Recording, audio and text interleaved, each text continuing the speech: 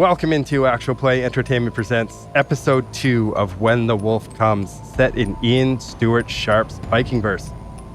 My name is Dave, and I will not fuck this up this time, because along with Kurt and Mike, I am players. Because the man has decided to join us again to wreak havoc on our lives. Mr. Ian Stewart Sharp is here. Yeah. Thank you very much. Welcome back. Yes, I welcome obviously back. did something right in order to be invited back 2 weeks in a row. Let's see if we get this one down and 3, then all of my lives have used up. Well, we appreciate blew my hair back last week with that role playing. I was floored. Well, you ain't seen nothing yet. We I've only appreciate- got 5 accents, and so they just have to go in rotation. I've got 2. Well, 3 if I include like an old man voice, my own voice, and then a French Canadian, and then that's out. All right. Well, shall we kick off and remind everyone at home where we left things at the thrilling conclusion of episode 1? So Yes, please. let's set the scene again very briefly.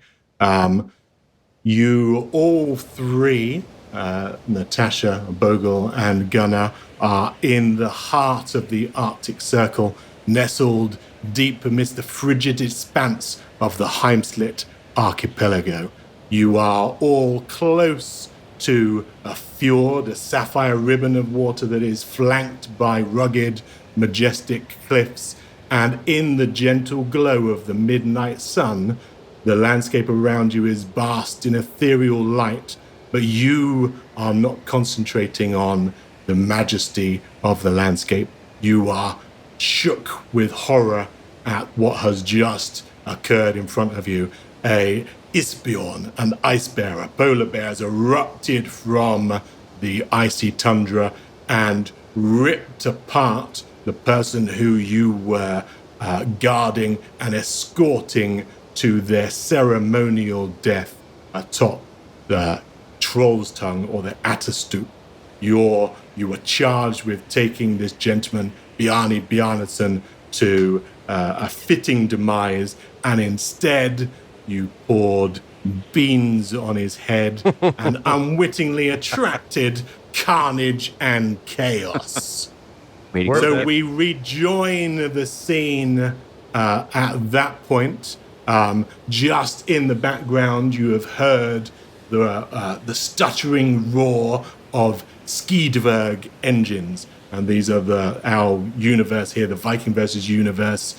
Vikingverse's version of skidoos. They are ski-mobiles, and 3 of them roar into close proximity. The lead man, who appears to be about 7 foot tall, with a big bristling beard. He's a prime specimen of a man, rippling with muscle, clearly wealthy because he is dripping with silver chains and silver arm rings and fine furs. He roars at you, "By Brimmir's blue balls!" And then he shouts at the bear to stand down, and the bear instantly obeys his commands. This emaciated polar bear, its once imposing form reduced to a heart-rending skeletal silhouette, then lies supine on the icy expanse, and the 3 men bustle their way towards you. Now, before we introduce them and talk to them, I'm going to ask Natasha and Bogull to give me a will challenge roll. See if we're still scared and remember that unfortunately you are still frightened by the emergence of the polar bear. This is a will challenge roll to see whether the evisceration of your charge has caused you trauma. So please roll a d20. Give me 3 woes. We saw the 3 woes? Yeah, all right. 3 woes. All right. Oh, dearie me, oh my. Oh, God. -2. -3. I love it. That is really quite impressive. So, what a way to start the day! Hot start. I'm going to give you, Bogull, 2 trauma to add to your total, please. Such was the colossal nature of that failure. And Natasha, you're not used to seeing people rip limb from limb and rent asunder. And so I'm also going to give you 2 trauma to add to your total. Question for the game master: is there a certain? Proceed. If there, when does the amount of trauma start to negatively impact? Is it 6? When your trauma total reaches your will total, then you then you suffer a shock to the system. Yeah, you suffer effectively shell shock. Yeah, all Correct. right. And at that point, not quite there yet. Not quite there yet. Where are you? You're knocking on trauma's door, right? I am. I have trauma of 5, and my will is 7. Oh, wonderful. Did you start with trauma? Yes. Oh, God. Because he is a hybrid race, Right. because he is I've seen some shit. Janviger. Exactly. And he's also, it's a reflection of the fact that the hybrid races are a little bit unstable, a little bit out there, a little bit other, and they don't quite have the mental equilibrium that menfolk generally have. Now, Gunnar has been immune to all of that because, as his surname implies, Bjornharter, he is bare-hearted. He was bare-hearted, nice. Resilient and brave, and just shrugged off the fear that the emergent rapacious polar bear instilled in the 2 of you. Okay, now with that out of the way, we can introduce our new arrivals. So they march up, all 3 men again, led by the tall, black-bearded, black-braided gentleman, and he is humming a little ditty as he comes up. Appears almost jovial, and he's humming, "Trumba commands and we obey, over the hills and far away." And then he looks down at the carnage and the blood that is rolling across the tundra, and he says, "Bjarni's dead. How did this come to pass?" How did this come to pass? Your bear just mauled him. What kind of neglectful bear owner allows an ice bear to roam free, just killing humans at will? Who are you? Oh, wow. I'm not like paralyzed or anything, right? I'm like shaking with fear, but I need to reload my rifle. So I'd like to do that with my shaking paws. Technically, you're stunned for a round, so you're a little bit out of it. You can reload in due course, but right now you're still I'm fumbling with my shit. Yeah, you're still coming to terms with the fact that you had a snarling Isbjorn inches from your face. You can almost taste its fetid breath still.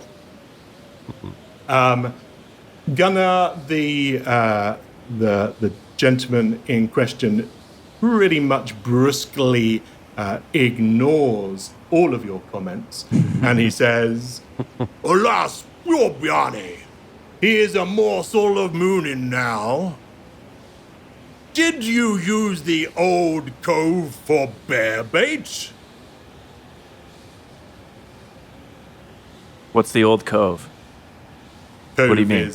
Cove is a kind of antiquated name for a person or a fellow. No, we didn't use him as bear bait. We were escorting him to the Atastoop. He's takes his finger and just waves it around in a kind of ostentatious way, and probes the body a little bit, and then has a taste. What? Goes back, does it again, and says, "I taste beans."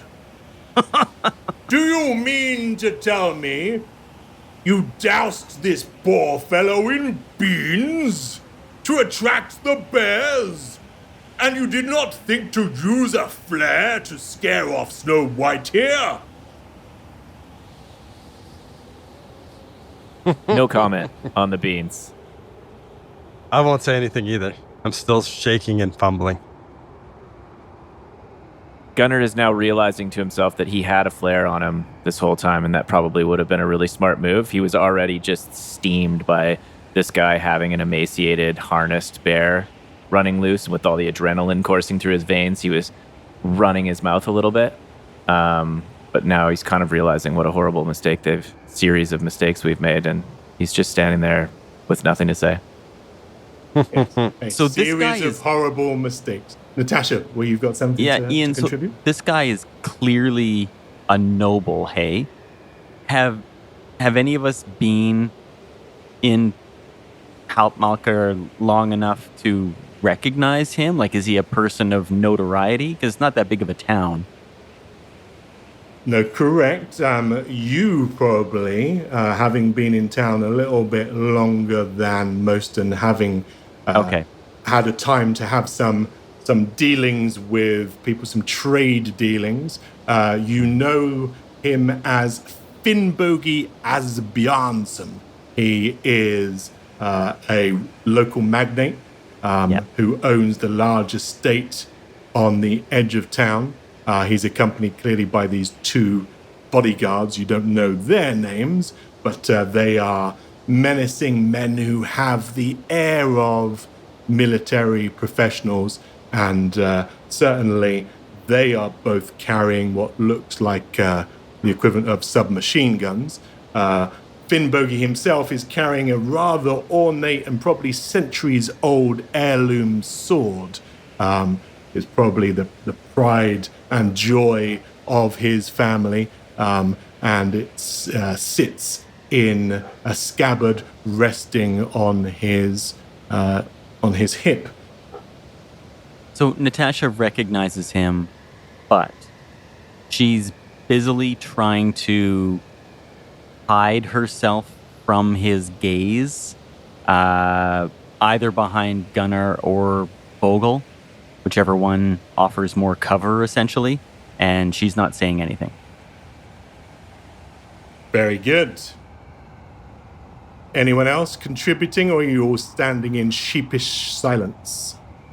Sibilance. That's easy to say. I would say Bogul's probably, if he's able to shrug off the shock, he might try to, stand up a little taller, but for the most part, he's pretty quiet as well. He's letting Gunnar do the talking. Fenrir, who is Gunnar's dog, is barking up a storm and yapping and almost snapping at Gunnar. Sorry, not Gunnar, at Finnbogi. He's Gunnar's dog. And Finnbogi smacks it to one side, smacks the dog and sends it hurtling. You do notice that he has fairly impressive strength. He probably is not just normal manfolk, but he is one of the genetically enhanced Yofa. Without even thinking about it, Gunnar jumps between him and the dog and sort of pushes him back, trying to stop his arm from hitting the dog, and I end up kind of shoving him after he's swatted the dog. You would lay your hands on me, sir? No, Keep your hands off my dog. I No. tell Fenrir to stay and calm down. I try to calm him down. I don't know if it'll work. He's probably quite And worked what up. of my beast? Mine own bear has taken injury. There will be weregilt to be paid. We're not paying anything for your bear. You should have had your bear under more control. That's ridiculous. Your bear's injured because it's malnourished. Go find something for that bear to eat. Do you mock me, sir? Do you insult me and say that I am a neglectful owner of this magnificent beast? Do you mock me, sir? We're just not paying for your bear. Natasha frantically runs over to Gunnar and starts trying to pull him away, and she says, "Noble Finnbogi, please, we apologize. He's angry. He's new to town. Forgive him." Do you dare address me without being spoken to first?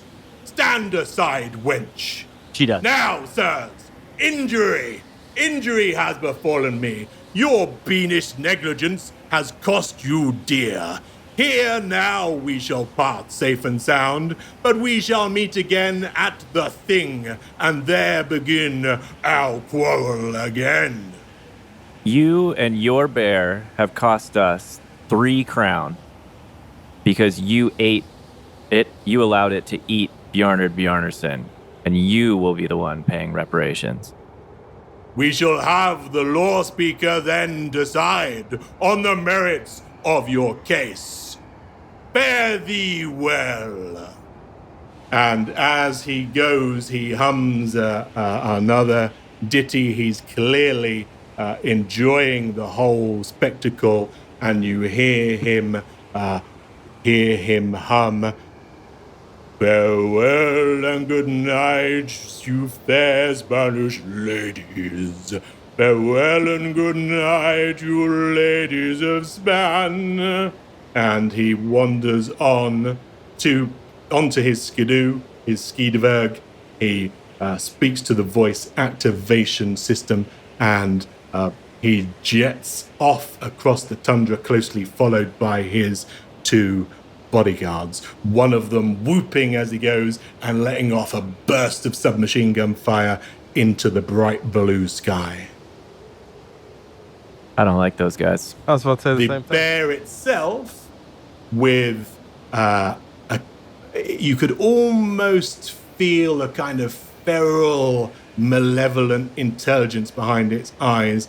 It slinks off after them with just one glance over its shoulder that looks very fixedly at Natasha, and then it too bounds over the tundra, following the skideverg at the beck and call of its master. Natasha takes 2 steps and shoves Gunnar in the chest. Says, "What are you doing? Are you not from here? Do you not understand how things are?" That thug is nothing but a poacher and a miscreant. That's not a thug, that's Should a be Jarl. thrown in jail for that treatment of the bear. It's horrific. What do you know of him? I had dealings with him. I had to. Otherwise, I would not have been permitted to be here. I paid a price, and that's all that I'll say about it. You should know better. You are one of them. You know how things should be. You risk all of our lives. I think you're risking our lives right now by not telling us the whole story. He clearly didn't recognize you, but he might have. Am I right? He may have. It's good that he did not. What would he have done if he had recognized you? I'll let out a big sigh and load the rifle. I do not know. Maybe nothing. But he is a Babe. powerful Jarl. We need to stay out of his way. Well, I would say, just by way of characterizing the Norse psyche, is reputation for a Northman is everything. A good name helps you make a living, friends, fit into the community. Your reputation doesn't just reflect on you, it reflects on your entire family. So when you taunt or insult anyone, even if what you said is true, it can come at a very high price. When he's talking about wear guilt, he's effectively asking for compensation because his bear, Snow White, appears to have been injured in the fracas.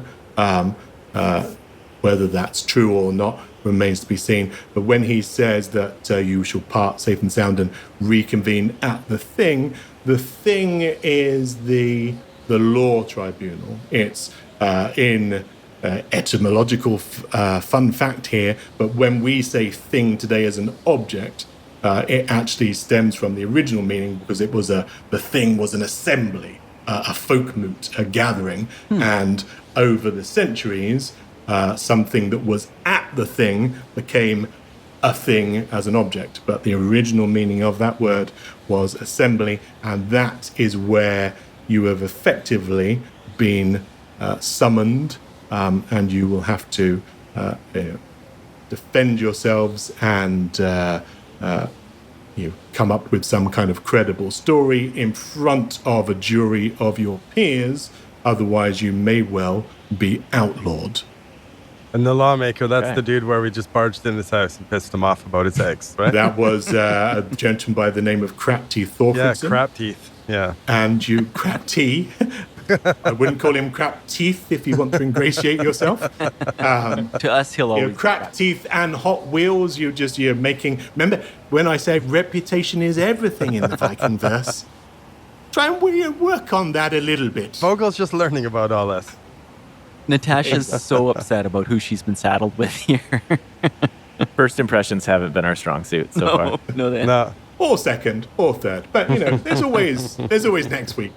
All right. Well, how would you like to proceed? You are left now standing on the coastal path in the middle of nowhere. You're at least several hours walk from town. You're several hours more distant from the Atterstoop, the Troll's Tongue, where by all rights and custom you should toss Bjarni Bjarnason off.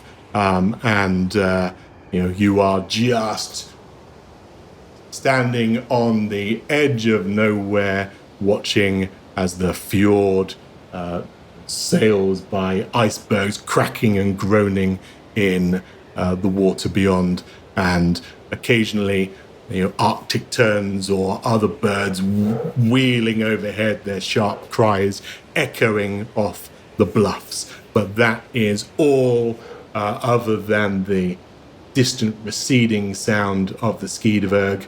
And also, just as a reminder, there is the quite unnerving, what appears to be the Northern Lights, the Aurora Borealis, a red cross glowing in the heavens, that, as well as the kind of the bright sun, creates this almost twilight existence, a blend of dawn and dusk. The sun doesn't actually set, but there's this kind of almost picturesque canvas of pinks, purples, and oranges blending on the horizon here, like a draftsman's dream.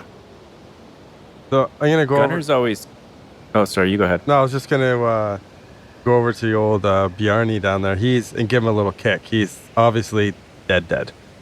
Not like dying. He's fucking dead, right? His chest is pretty much caved in, and his left shoulder is almost severed entirely. It's hanging on by sinew.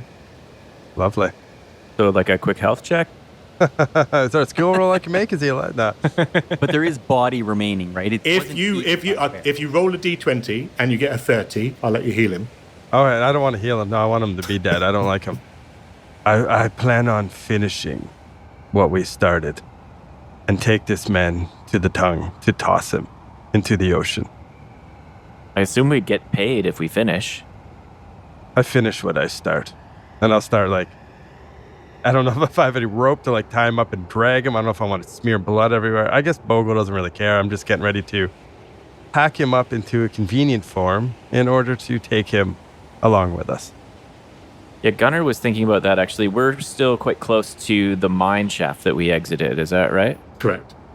Is there any material lying around or anything that could kind of be scavenged from the opening of the shaft itself that we could build a little sled or stretcher or something for Bjarni's body? That's a good You idea. could probably, yes, take some kind of wooden planks from the scaffolding that is all arrayed around the mine entrance. There's probably some loose poles that you could use as well to make some kind of makeshift stretcher.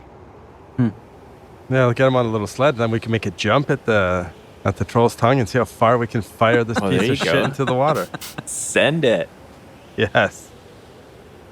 That's a Okay, Gunner gets started on pulling down some scrap wood and starting to build a stretcher. And the whole time he's doing it, he's quite intrigued by this Aurora Borealis that's come across the sky. It always piques his interest every time he sees it, partly because it's, a hint at a trail to the Firefox. But I'm definitely curious about the way you described it. Is it red, did you say, across the sky, or is it a red cross? It is a red cross, the latter.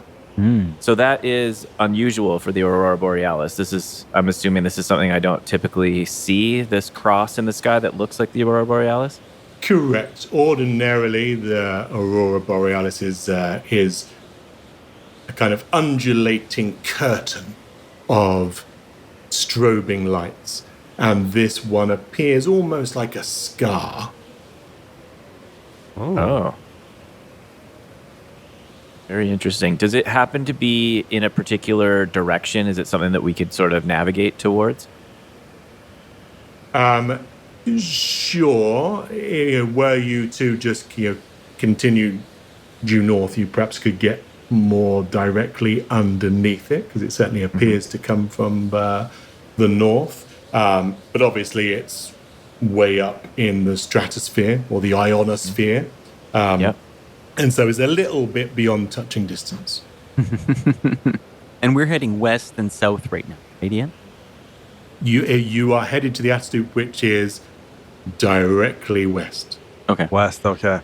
Okay. Okay, so the makeshift stretcher is easy to put together and tie together with various bits of clothing, or bits of Bjarni's trousers. It's not like he needs them anymore, but you manufacture something and set on your way. It's a fairly glum and dismal trudge through the boggy tundra, but it's also relatively uneventful. And after 4 hours, where the only other sight is one of these Arctic turns that appears to follow you out of curiosity, there's very little other wildlife, maybe a whale cresting somewhere in the distance. But you reach the troll tongue itself, which is a huge granite cliff that, as the name suggests, protrudes out to sea like a troll's tongue, like this, like a huge giant was frozen mid-snarl as his tongue slathered into the ocean. And you're able to walk along that granite all the way to the edge, perhaps 700 meters above sea level. You look down at the grinding ice cracking below, and see where the waves are kind of tossing up against the cliff. But this is where historically people have thrown their deceased, or if they're soon to be deceased, it's where they have leapt willingly, hoping to seek the embrace of Valhalla. Awesome. Bogull, should we take a good run at it? I don't see why not. All right. We back off a good 30 feet with the sled. We get Bjarni all ready to go. And then the two of us push from the back, and we just push towards the edge of the troll's tongue as fast as we can and just send him off there. So you're aiming to build momentum and really launch him out. We're looking for airtime. Oh, before we do that, I tie the balloon to him. My one remaining balloon. That's very touching. Thank you. Are there any customs we should obey out of respect for a fellow trapper? Do I need to send 2 coins for the ferryman or anything like that? Well, this is entirely up to you, because I think we'll just take a moment of peaceful reflection now as Bjarni pirouettes into the what's now the morning sun. It's still a kind of glowing red haze. The sun never set, and as he fades from view and splashes into the icy cold sea, I think we'll just take a moment for each of you just to ponder on how you got here, how you're now standing at the very edge of the world, looking over this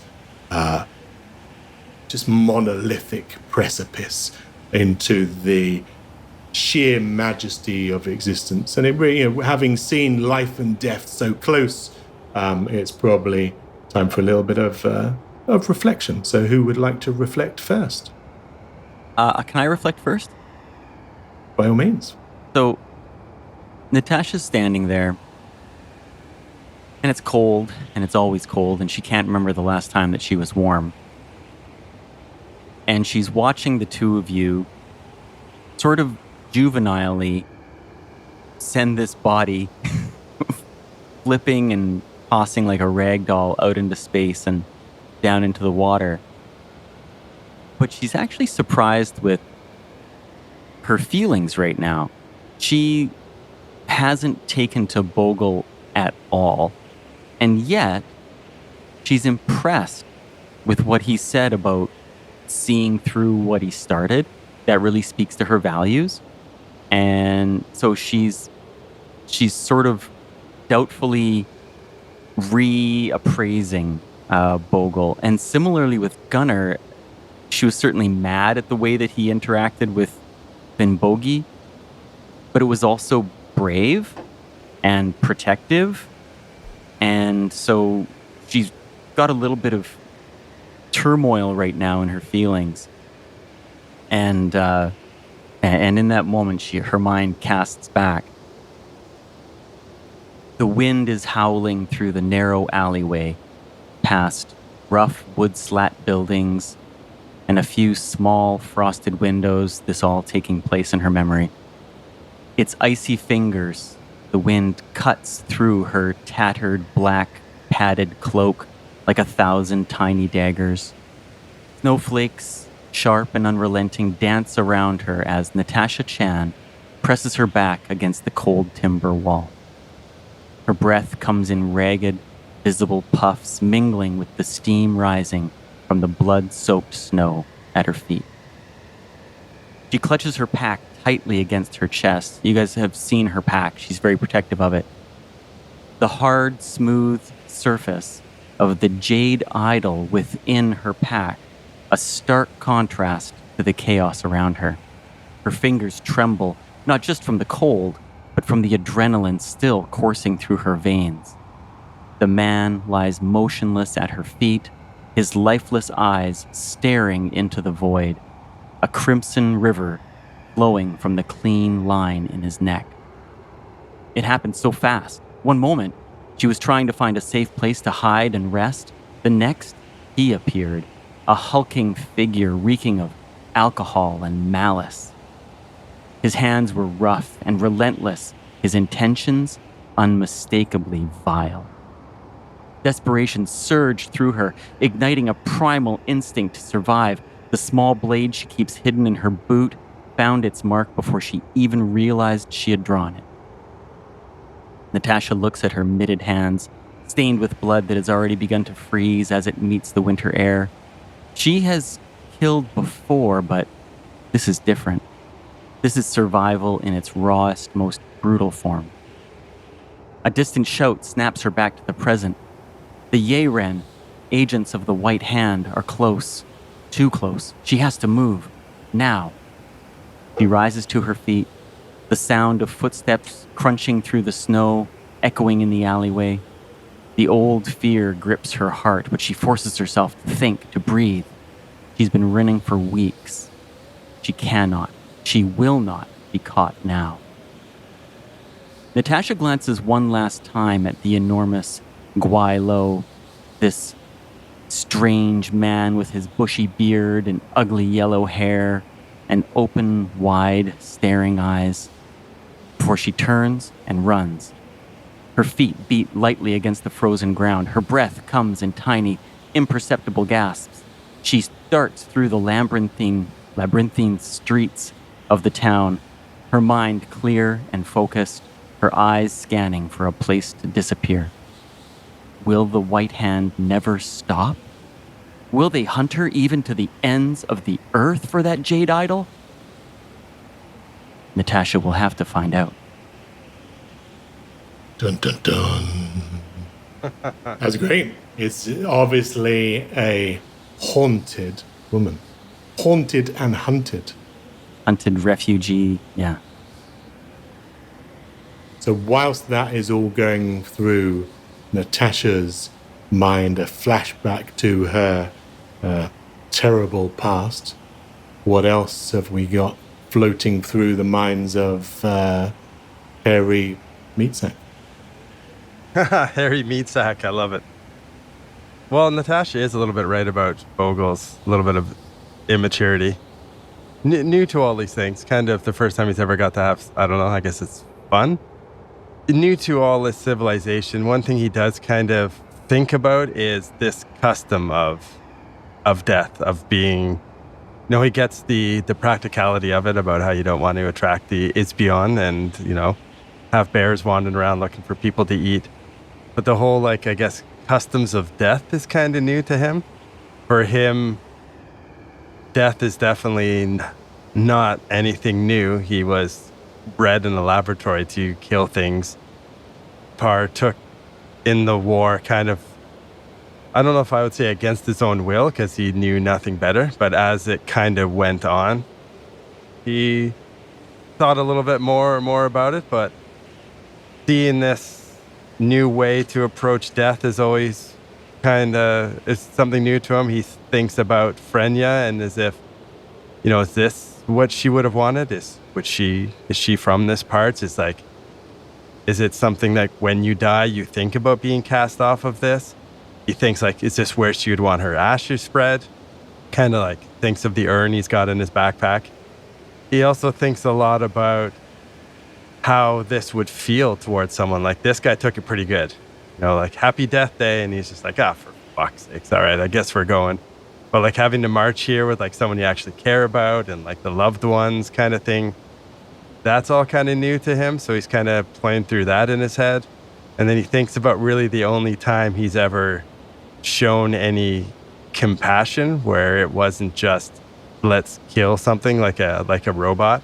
And he thinks back to being a sniper in one of the towns that the war would take over, ravaged town of just rubble, about how he sits in his perch as a sniper protecting his own forces as they advance. That's kind of his job, to make sure to clear the way, make sure no one's ambushing. And he's killed countless people, just picking them off. He always hums to himself that Bogull never misses unless he wants to. And that's kind of how he felt with the bear even. It was just a warning shot. I didn't want to shoot the bear, even though he rolled a 5 on the dice and really wanted to shoot the bear, but didn't. But he thinks back to picking people off and then seeing someone in his sights that was like a child, kind of given arms, told to fight. And that was the first time he ever felt compassion. I can't kill this person. This person is against their will, kind of how he started to feel he was being used against his will. So instead of just picking off this enemy soldier like he was told to do, he went down, risked his own life to save this child and get them out of the war zone. He could see them clutching their weapons, scared through his sights, got them out of the war zone against what he was supposed to do, saved them, and that's when he kind of struggled with, what is this feeling? I should have just mechanically killed them like I've been trained to do. And he thinks, is this one of the reasons why Frenya risked her life for me? She saw there was more than just a killing machine. He doesn't know. So he wrestles a lot with not necessarily the concept of death, but how it actually affects other people. And it's not just mindless killing like he's been kind of raised to do. So that's kind of what's going through his head. And he really wants to find out more about Frenya, where she was from, and seeing these customs, wants to know how he can honor her. So it drives him even more. That's basically what's going through his head. Complex and conflicted. And very much so. All right. Thank you for sharing all of that. Gunnar, what is going on for you as you stare into this Protean landscape? So Gunnar is solemnly standing at the edge of the world, watching Bjorni's body sail into the ocean and reflecting on sort of a chain of coincidences or a chain of events in his life that have really led him to this position. He's really suddenly aware of how exposed he is out here, making enemies with powerful Jarls who are mistreating bears once again. This is somewhat of a familiar story for him, where his love for the bears will get the better of him and he'll tend to say too much. And now he's had a couple of hours of walking off the adrenaline, and he's reflecting on how he has no money and not a lot of friends and potentially some legal challenge when he gets back to town. And it causes him to think about how this all really started for him. And he has kind of a flashback to his early days in his small village, a Skraeling village kind of on the edge of the world in the middle of nowhere, where one fateful winter, an ice bear wandered near the edge of the village. And despite the fear of the local villagers, Gunnar approached the bear without hesitation. And to everyone's amazement, the bear allowed it to tend his wounds, and he healed the bear, and the bear went off on his way. And that's kind of where Gunnar earned the nickname of Bjornharta, or Bear-Hearted. And even the local village shaman kind of took him under his wing and taught him the ways of the Ice Walker. And Gunnar's just sort of reflecting back on this incident and how that sort of led him on his path, because he's really been wandering the ice, working on his survival skills and hunting and trapping for several years. He was badly injured in the face with those 3 scars clawing directly through his eye, like I mentioned in the previous episode. So he's kind of reflecting back on that incident when he encountered this young bear that was trapped in a crevasse, and he used his ice axe to try and dig the thing out, getting slightly too close. And as the bear was, all riled up in pain and confusion, it swiped at Gunnar, slicing through his eye and affecting, vision and leaving permanent scars. But, Gunnar was sort of unwavered and stayed the course and continued working with his ice axe until he freed that bear. And that just really kind of cemented things for him, that he was on the right path and has been just kind of wandering the ice ever since. But now, as he finds himself on the Troll's Tongue, watching a fellow trapper fall to his untimely death, he's kind of wondering what sort of a position he's put himself in. 3 disparate stories, 3 very different people, and people who are not accustomed to the Viking way of life. You're all outsiders, and unfortunately for you all now, you're about to find out a little bit about northern hospitality and their predisposition towards the law. They are a very law-abiding people, and they're one that's also ruled by reputation and fame, and you appear to have annoyed the local dignitary. So we will move on from that moment of reflection and paying your respects to the dearly and recently departed, and we will let you trudge back to Helpmakar itself. It takes you several hours, but they are uneventful.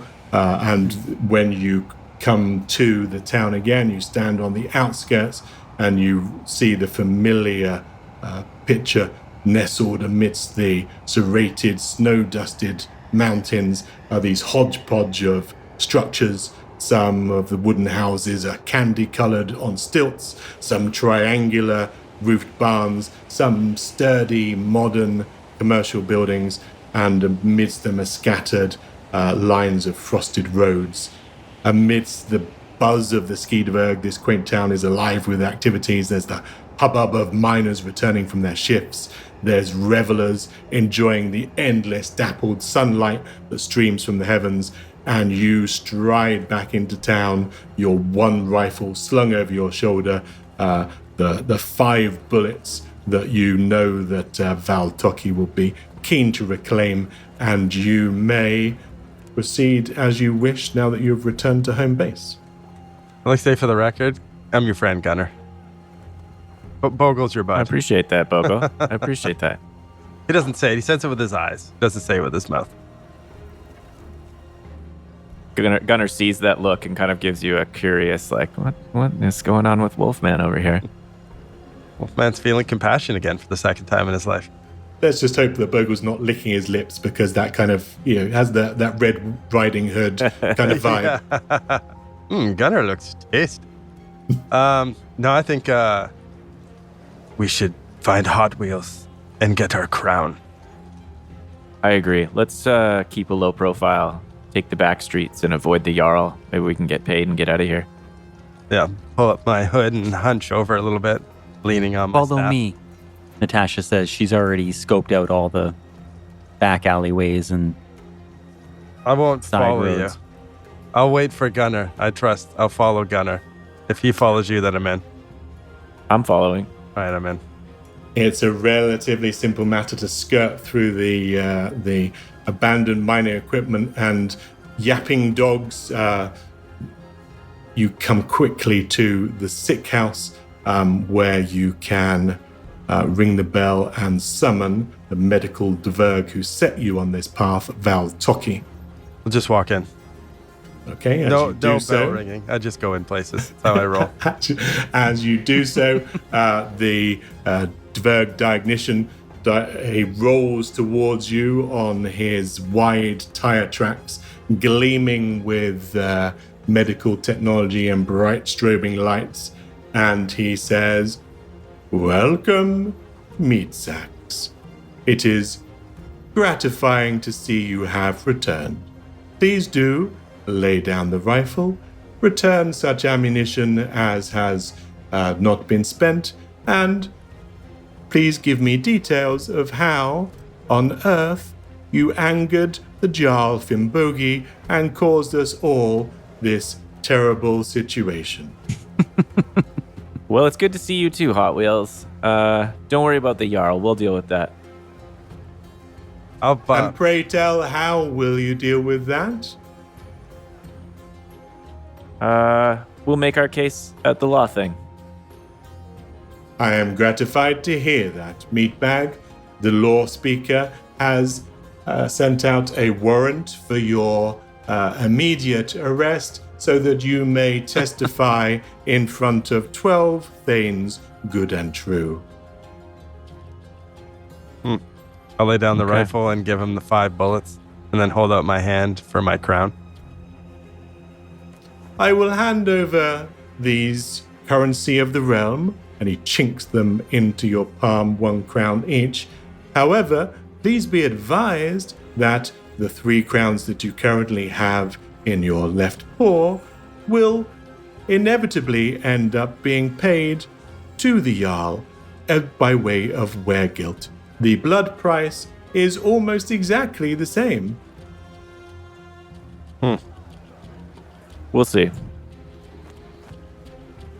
Well, Then, good tidings to you. I do hope that we never cross paths again. what about All right. for the balloons? You wish to purchase more Happy Death Day balloons? That is very pessimistic. I do not think that they will execute I'll you, merely shake my banish you head. to the wilderness. No. You said it would come out of my payment. I want to make sure I pay for my balloons. You will be perhaps pleasantly surprised that I have decided to waive the fee for the balloons, perhaps out of a sense of misguided sympathy for your plight, or merely in order to appease the gods. If I give them this by way of offering a simple balloon, then they may well keep you from darkening my path again. Thank you, Hot Wheels. Yeah, Bogul's ready to rock. He's got his crown. And with He's that, happy. he indeed spins on his Lear steel tires, state-of-the-art tracks, and he goes about his medical business, rustling drawers and folding sheets until such time as you leave. They're going to whisper over to Gunnar. I guess and Natasha as well. What would he say? How are we going to get out of this mess? One parting know. piece of advice, he says, the Verg says. Perhaps use the money that you have saved to find yourself a good lawyer. Who's a good lawyer? Bolverk and Sons are the lawyers in town. You will find them near to the statue of Empress Trumba. We either That's a good tip, Hot Wheels. pay our crown to the Jarl, or we pay our crown to a lawyer. Either way, I'm losing my crown. I would rather pay the lawyer. Mixed feelings on that. But all right. Should we go to the lawyer? We could go to the lawyer. Do we need to go to the pub and eat and sleep or anything? What time of day is it? How are we doing here? I have a feeling we're pretty not. much pressed on. Because the sun hasn't set, you've just pressed on, and you haven't slept. You could find yourself a place to rest. That's assuming that the local law enforcement allows you to do so. Yeah, do we even have time to do that? I know a free place we could sleep. I hear there's this empty trapper hut down the road. I was going to say the same thing. Yeah, we can stay there. I think the local official told us that he wasn't alone in that cabin. He's just the only one that wouldn't be working. Right. Did he say that, or did he say it would be the only trapper cabin that would have a pod Maybe. going because no one else would be home? Either way. Were there other people, Ian, living in that cabin, or? No, he was. All of the others were empty because people were out trapping. Yeah. He was at home because he had just discharged himself from the sick house. Oh, let's go stay there. He's probably got extra beans. Bogull is he's kind of an obedient guy from living a life of servitude, so he is kind of antsy and kind of wants to go get this shit sorted. He'll follow wherever you guys go. He doesn't feel comfortable making any decisions. This isn't his jam, but yeah, he's antsy. He wants to get this sorted. He doesn't like the idea of being on the quote unquote run. This is what We I could just told go you deal about, with it. Gunnar. This is what I warned you about. Now you've put all of us at risk. What is your plan? I don't have a plan. I was just mouthing off at the guy neglecting the bear. He was a dick. Well, that was brave. He was a dick. That's You saw the stupid. bear. Majestic bear forced into servitude. The technical malnourished. Norse term is a nithing, just so that you know. A Do you want to nithing? Introduce the correct parts. Yeah, nithing. Nithing is the ultimate Norse insult. It's equivalent to nothing, right? It's like you're such a nothing. Is there You're a a coward? I was about to say, is there a Norse word for coward? Yeah, nithing is the closest to it. There's also a bunch of words that wouldn't really pass muster in this day and age, like rassager, which is effectively a sodomizer. Oh wow, okay. Don't use them. Don't use those lightly. You accuse a Viking of being a sodomizer, and he tends to impale you with a sword. Yeah, that's fair. All right. Okay. Well, we're standing out here arguing. And it turned to Natasha, and at least he has the cojones to stand up for himself instead of hiding. I do not know what you mean by these cojones. You're a coward. I'm not a coward. I'm a survivor.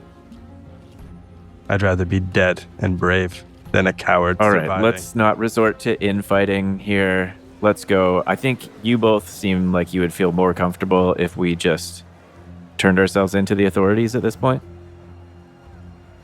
That is not what I'm suggesting. Well, then what's your plan? Yeah, I do like that. Yeah, what's your plan? Yeah, what's your plan? I do I'm not going to know. remind you that you have your Udal right ability still, Natasha. You haven't used yours. Where I can ask one question and get a yes Was or that a once in a lifetime skill? No, that would be harsh. It's once per adventure. And as you grow in strength and stature, you can use it more times per adventure as well.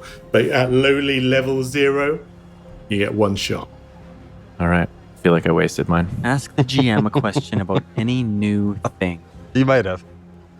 I might have wasted Yeah, it. that's all right, though. Is this guy really a I'm doctor? gonna save my oodle right. I don't even think I phrased it as a yes or no question. Like, this is invalid. Yeah. That's already gone down in the annals of Vikingverse history for the most inept use of Udal right. I love it. Put me up on the wall. Yeah. You could be beaten by Mike any time now, though, because he's just... Yeah, about there's to still a launch off the chance. one. Let's see. No. Yeah, I'm going to hang on to it. I can't think of a decent yes or no question that would get us out of this, so I'm not going to ask it. I mean, I guess what Natasha wants to raise with Gunnar, honestly, is the idea of fleeing. You know, Natasha's not... She's not a Viking, right? She's a refugee. She's a survivor. She doesn't... Honor means a different thing to her about how you live as opposed to how you die. And I wonder if she would be encouraging Gunnar. She would be. She would be asking him flat out, would you flee? Would you run? I mean, I could, and I can keep us all alive out there for a while, but the reality is that we're not going to make it very long, you know? Where are we going to go? What are we going to eat? We can only hunt for so long. Where are we going to find fresh water, you know? We're only going to be on the run for a few days before we're desperate. And it's certainly going to get a lot colder. Remember that help Makar means in the local tongue, help each other. Because if you don't last very long. Yeah, it's I feel summertime now. and The it's already- local Jarl should heed those words. He wants to help himself to our crown. I'm going to give you a little bit of advice from on high, which is if this were the real world and you found yourself in a legal predicament, what would you do? Probably sit in a trapper cabin and eat beans until the authorities showed up. I think we should pay the lawyer. All right, let's go talk to the lawyer then. All right. Bulwark and Sons is an unassuming aluminium building with a plaque in at the front with the name of the firm engraved, and the door has got one of those kind of glass windows. You can see as you approach that someone is behind that door frame in the shadows, almost looking out for your arrival. And as they see you approach, the shutter goes down and you hear a kind of mousy voice from behind the door says, "We already have a client in this case. There can be no conflict of interest. I will ask you to leave. The Jarl has paid us handsomely. Be off with you." Oh, fuck. Is there anyone else? Has Natasha been here long enough to know if there's another lawyer? Has she seen it in her The wanderings? voice yells out, "Go and see that trollop at the cooking kettle. She's been divorced enough times that she knows a little bit about the law, or so she says. Mrs. Fancy Pants and her knickers in a twist." Oh. So this Jarl's already taken advantage of us, called us to court, Yeah, and no, then we're bought out the fine. best lawyer in town. Yeah, all right. This is not looking good. Let's go find Knickers. So you have heard of Solveig Cooking Kettle before, the proprietress, the patron of the inn. You remember I described it as a ramshackle place with the unique distinction of having a dairy in its bowels in the basement. The cows can't obviously wander in the ice, and people do need their lattes. They need the milk, and so there's cows in the basement. You can smell them as you enter the establishment, and there are a range of people sitting at tables and at the propping up the bar, and a flaxen-haired barmaid is bustling between all of the various people that she's serving, looking very flustered at the rush of people that have come in. You also see some of the Dverg that you recognize, miners. Two of them, the foreman, Rock, Pulse, and Wetcret, are sitting in the corner, and they look like they are drinking glasses of what presumably is whale oil. Really? All right. Yum. I'll be with you in a moment, my darlings. Can you guys believe the smell in here? Oh, a dairy in a restaurant. My goodness. I've smelt worse. It's disgusting. We grab a table near the bar. Now, what can I be getting for you, my dearies? You new in town? You bet we are. Are you, did you say her name was Solveig? Solveig cooking kettle, yes, named after my family. It's been a while since I've had to come and take over the old place. I used to be on tour, with Blacker Sunadaga. Those were the days, but I've come back to settle. Well, What can I get for you, my lovelies? We've heard that you have more than just musical and hospitality skills. Yes, you've been We've, divorced so many times, you know the law. We need help. Well, divorce is putting a little bit too much of a fine point on it. I've had a few dalliances with menfolk. That's what we say, but that's the life of a roadie, isn't it? Seems perfectly plausible to me. Will you help us? But I do know a little bit about the law, yes. What can I be helping you out with? Well, we've gotten ourselves in a bit of a sticky situation. Have you now, dearie? Tell me everything. Do you know the Jarl Bogull? Who doesn't know that? Oh, I won't swear about him. It won't be becoming for a young lady. We share mutual feelings. We were wandering out on the tundra, minding our own business, when suddenly the Jarl's bear came out of nowhere and killed our friend. And we've been dragged to court to pay what was the word? The reparations The wine to the Jarl for a supposed injury to his bear suffered while killing our human travel companion. Travel guilt. companion is closer than friend. So we thought we'd pay you to be our lawyer and get us out of this. Oh, well, there you're very much mistaken because I'm not a lawyer. I just happen to know a little bit about how to get compensation for my mining friends. And it's really just a case of grinding the bastards down. Still, let me try and set the scene from you since you're new here. Oh, where to start, my dearies, where to start? Well, you mentioned the weregilt. The first thing you can do is you can just settle. You just pay the Jarl what he wants, and perhaps he'll leave you alone. I don't know. That's one way. Simplest and cleanest way to resolve it, in my opinion. Or else you could, you could submit yourself to judgment of your peers and see whether your story holds water and see whether the law speaker will rule in your favor or whether he'll rule in Bogull's favor. Oh, it depends on how you can weave the story, how you can stand up in court and deliver your testimony. If you're a strong orator, then give it a go. But I can't speak for you. You have to speak for yourself. You have to speak straight and true. That's my advice. Then the third way. Third way is the old way, the way of Holmgang. A duel to first blood. Amen. That's what might makes right, and that settles the question. First one to spill a drop of blood on the sacred cloak, well, that's an end to the matter. Is it a fair fight?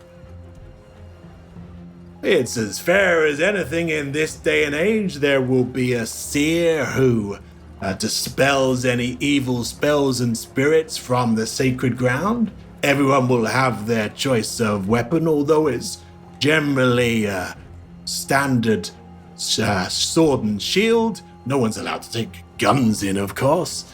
And you stand in something between the hazel rings, and the ropes, and it's a fair tussle. You may even get to strike the first blow, and Odin hopes that you strike true. What happens if you lose? Do you go to death? To the troll's tongue? No. You'll simply have to do what honor demands, and it's a trial by battle. You'll end up having to pay him money, maybe more blood money, but such is the way to settle things before it escalates out of all control and ends up in a feud for all time. Whole families have been wiped out, you know. What if I drew first blood and it killed the Jarl? Oh, no, I'm fighting him, not you. Well, my darlings, you might face him 3-on-3. He's got 2 bodyguards. He'll probably match you up all against each other so that it would be a fair fight. If you manage to kill him stone dead with 1 blow, well, I'd imagine you'd be fated as one of the champions of the realm. That would be a significant and mighty blow, one for the sagas. Well, Okay. I think it's settled then, isn't it? Give him. Wait. Give him Hold money, on, Bogull. or try to kill him and give him money if we lose. Or Oh, we don't take forget, option my 2. darling, don't forget. You could use that silver tongue of yours to talk your way out of trouble. What if the Jarl ends up paying us because we do such a good job of telling our story? This Jarl can't go around just having his bear eat people and demanding that they then pay him. Oh, that's a Weird keen, guilt. cunning Weird legal guilt. mind you have there on you, my darling. You may well get away with that kind of thing. Trying out new, fangled legal probes and attacks, that's the way to go. Old Crafty will probably respect some keen thinking. He's a sharp mind himself. Do you have any other advice for us? Well, other than to get mind-bendingly drunk before you go to your inevitable demise, no, not really. Okay, well, we'll have a round for the table and a round for them. And I point over to the divergers who are drinking whale oil.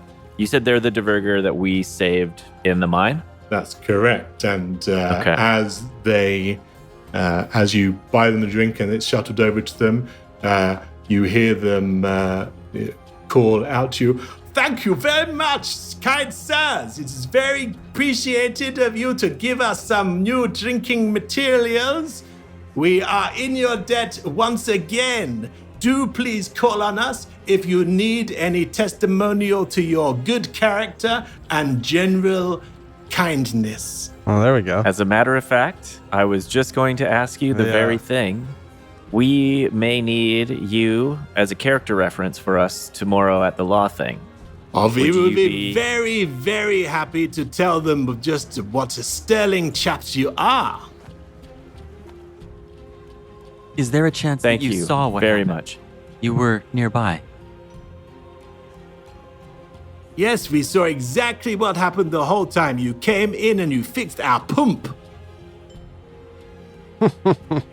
Did you happen to come out of the mine as we left and witness the scene that took place at the surface between us and the Jarl? Yes, And the pump, it was going, tunga, tunga, tunga, tunga, and then it went, and I ran very perfectly from that moment onwards.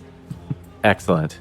Well, if you wouldn't mind coming to the law thing tomorrow and explaining exactly what you just said to us, it might be very, very helpful. Yes, I have a wide variety of pump noises that I can imitate if you feel it would be helpful. They may all be helpful. Can I hear 2 more right now? Aruga, aruga. All right, that's fair. Very good. Those fourth one and the those second are one. those just like pumps that I've got in my garden. So, what do you think, Gunner? Silver tongue or sword to face? I am leaning towards the silver tongue approach. One question I have for Solvig is do we have to choose one of the 3 and stick to that? Can we try to talk our way out of it with the jury of peers, and then if it doesn't work out, They fucking switch throw to, down. to blood battle? The silver that an tongue. The option? silver tongue ain't going so hot. Let's throw down. Certainly unorthodox, but yeah, my darlings, I think you could probably, test the limits of the law. Just All tell right. them you ain't from round these parts. They might take pity on you, or then again, they might just have you skewered. Hard to tell. I don't want pity. I don't trust the Jarl either. He's already stacked the deck in his favor. Well, the rich ones do that, don't they? They use their coins to make sure that everything goes in their favor. That's just the way of life, my darling. I may be new to civilization, but I've already figured that part out. You've mentioned our imminent demise several times. But is it possible that we could be put to death as a result of the thing? No, dearie. It's just my old gallows humor. I've been so long around the death metal bands, I just like to toy with you. I'm sorry. I shouldn't get you down, but I don't also want to get your hopes up, my darling. I say we try to talk our way out of this. I feel like we got a good case. And if it doesn't work, we'll fight him.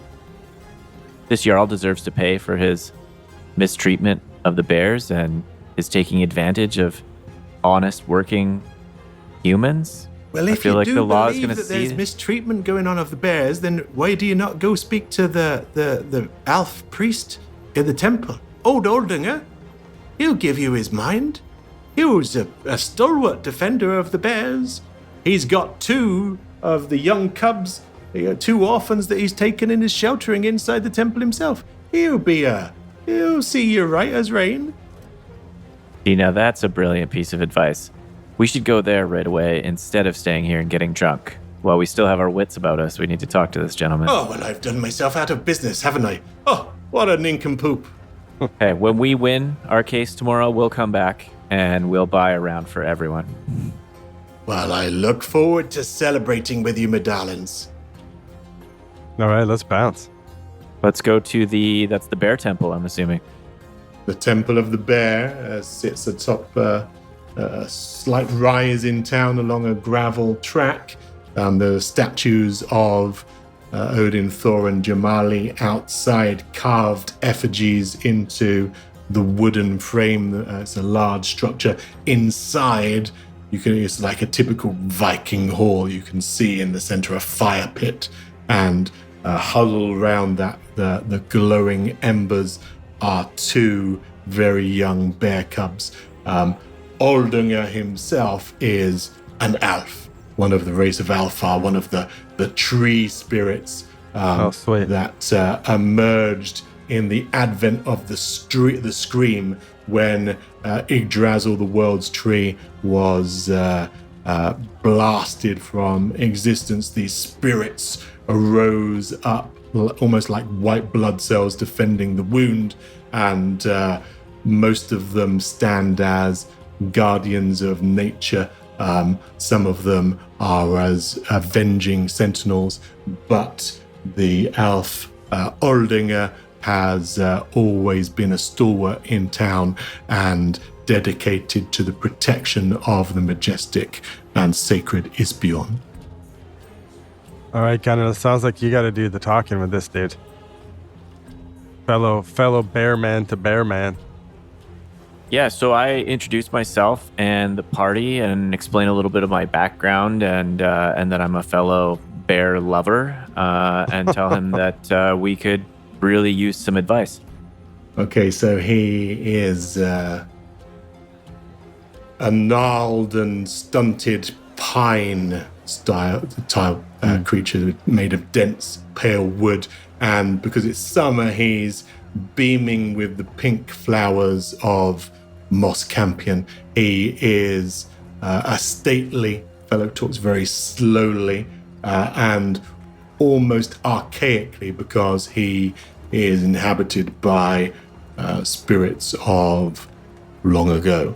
And so when you start talking to him, he says, "Dost thou seeketh my counsel?" Yes. We've had an encounter with a bear that is pet and is being A neglected. pet? That's right. Fie on whoever delivers this outrageous set of events. Never have I heard of such a thing. In fact, I thought you would say that. And the thing that shocks me the most is that the owner of this bear is none other than the local Jarl Bogull. Finnbogi Asbjornsson. Yes, I know him well. I would not have put this past him. I wonder what motives he has in shackling a bear and using it for his own nefarious bidding. I shall tell you this about the Ispion, and listen carefully, for I shall say it only once. I have little time and many tasks to attend to. Now, it is the case that evil sorcerers or jealous neighbors can take control of the Ispion. They can send them to kill an enemy. If a bear appears and behaves aggressively, it is a sure sign that it is controlled by such a warlock. I myself may go unto the beast and speaketh its myth of birth. I will sing the song of creation in the hope that I remind the bear that it is a good creature who does not seek to harm the innocent. But I fear it is too late for that now, if it has already killed an innocent. Represent unto the law thing that this is my testimony, that sorcerer's work is afoot, and that the bear would not have killed willingly. That is very valuable information. What if there was a can of beans on the man's head? A can of beans, you say? Dost thou attest that a can of beans was tipped upon the unfortunate? Because that may change everything. Temptation of beans might have been too much for the beast. There were beans on the man's head. Then it may have broken the liminal barrier between the spirit world and thine own existence. Who knew beans were so powerful? I was just thinking the same thing. It's like, who knew the can of beans would get us in this much trouble? Do I recognize the infant bears, the young bears? In a sense, give me a wits roll. Do I have any wheel or woe attached to this roll? Or No, straight roll. I do remind you that you have inspiration points that can turn that into a success should you choose to use them. Oh yeah, we have a number unknown to us. Yeah. Which should It was representative of the fates and the gods smiling on you. You have a limited pool of what's called Otha. It's the inspiration of the gods that will enable you to tweak a limited number of rolls per saga. We should use those rolls and kill the Jarl in battle. So can I tell you guys, because I think we should decide as a group whether I'm going to do this or not. I gave the Jarl the bear. That was Is the this price Mike that telling I had us as a sidebar, or is this Natasha disclosing? No, we this is a gotta- sidebar. I was going to say, because it's a good moment in the holy temple Okay. of the bear Okay. to Yeah, that's confess your sins. Okay. Absolve Yeah. yourself. You know what? She's gonna just dive right into it. I think I recognize those two young bears. The bear that we faced, the Jarl's bear, that he grotesquely named Snow White. I think that is their mother. I know these bears. I was party to providing them to the Jarl. That was the price I had to pay to be welcomed in Haltmakar. That's what he told me. He said I had to pay that price and provide the bear. The Jotnar helped me. I am ashamed. I did what I had to do. Gunner's jaw drops and he's just staring at you blankly Bogull right now. looks eyes wide at Gunner. And at this, Aldinger, the elf, looks at you through beetled brows and says, "Thou unmuzzled uncheon snot maltworm, leave my temple at once." She does. She turns around and leaves. Yeah, Gunnar leaves immediately too, out of respect for the bear priest. Bogull will like look around and be like, "Oh, sorry." Scurry after them. If Gunnar thinks back to his experience sort of boarding poachers in the past and having come across these sort of nefarious bear owners, would I have any idea where this bear might be kept? That's probably fair to assume that he's not bringing it in and out of town. No, it's very likely to be at his estate on the edge of town. Okay. Oh wow. Okay, so bear kidnapper. Didn't see that coming. Can you say more about this price you paid? Were you under duress to give this bear up? Of course. I am Kitai. We are always under duress. Do you see many others of my kind here? No, you do not. There is a reason. I had to pay a price, and it was a steep price, and one I am ashamed to pay. Thankfully, I had friends. Friends who owed me a favor and helped me. How is it that you were in possession of a bear in order to give it to someone in the first place? I was not in possession of a bear. I had to have help. I had to have help to capture the bear. And then I was able to bring the bear with their help to the Jarl. And I was given permission for safety, that I could exist here and help Makar under his protection. Was the bear sick and weak at the time, or has it grown that way since? No, she was hale and hearty. I was horrified to see her like that. I do not know how to make this right. And now I am worried that my words have turned the elf priest against us, and we need his help. Not to mention getting Bjarnason eaten. That was Bogull's fault. Cause and effect. Interesting. Huh. So if this Jarl is supposed to protect you, maybe that His protection goes so far as to permit me to exist. live in the town as long as I stay beneath everyone's notice. You can all give me a wits roll. You have no honor. Is that what you say to me? Yeah, 100%. That's a 4. 11. 11. Okay, so the Bogull and Natasha, thinking back to the scene, Finnbogi clearly didn't recognize you, even when you spoke to him directly.